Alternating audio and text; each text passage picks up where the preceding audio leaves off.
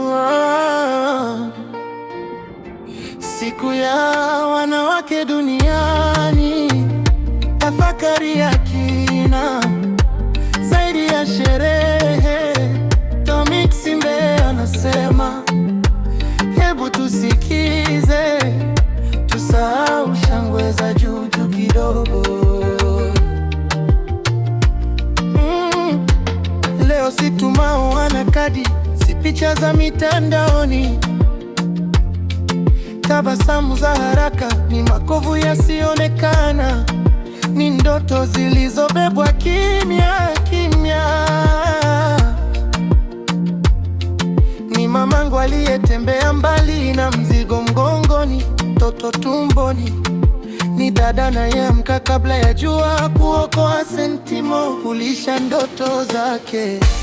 Siku ya wanawake duniani ni sauti, si tu sherehe, ni machozi yaliyofutwa kisiri, ni ushindi usiopigwa kelele.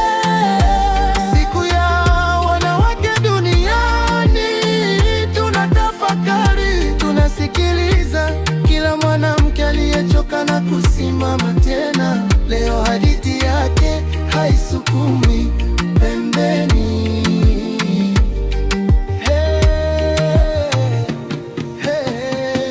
Mwanamke wa dunia ya leo si picha tu ya kufurahisha macho ya watu, ni akili, ni moyo, ni mikono iliyochoka. Ni swali lake, haki yangu iko wapi?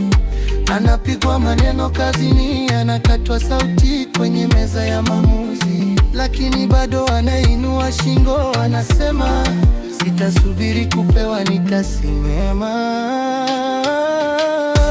Siku ya wanawake duniani ni sauti, si tu sherehe, ni machozi yaliyofutwa kisiri, ni ushindi usiopigwa kelele. Siku ya wanawake duniani, tunatafakari, tunasikiliza kila mwanamke aliyechoka na kusimama tena. Leo hadithi yake haisukumi peni.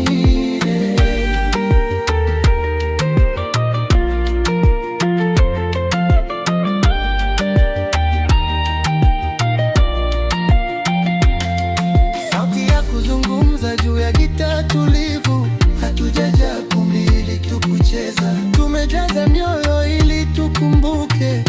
Kuanzia msichana kijijini hadi mwanamke mjini, ofisini, sokoni, kila mmoja anastahili heshima, usalama, fursa, sauti. Siku ya wanawake duniani, sauti, si tu sherehe, ni machozi yaliyofutwa kisiri, ni ushindi usiopigwa kelele. Siku ya wanawake duniani, tunatafakari, tunasikiliza.